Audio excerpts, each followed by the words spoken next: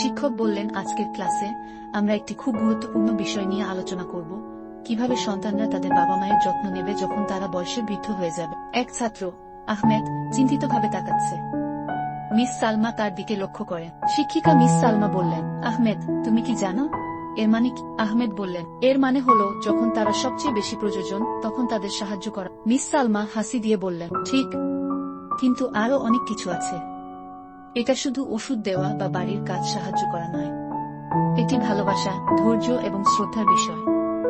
যখন আমাদের মা বাবা বৃদ্ধ হয়ে যান, তারা শুধু শারীরিক সাহায্যই নয়, মানসিক সহায়তাও প্রয়োজন। মিস সালমা আরো বললেন, আপনার বাবা মায়ের যত্ন নেওয়া শুধুমাত্র একটি দায়িত্ব নয়, এটি একটি সম্পর্ক, তাদের জন্য কৃতজ্ঞতা প্রদর্শন করার একটি উপায়। আহমেদ মৃদু কণ্ঠে বলল, আমি নিশ্চিত করব যে আমি সবসময় আমার মা বাবার পাশে থাকব। ছুটির ঘণ্টা বেজে উঠল এবং শিক্ষার্থীরা ব্যাগ নিয়ে বের হলো।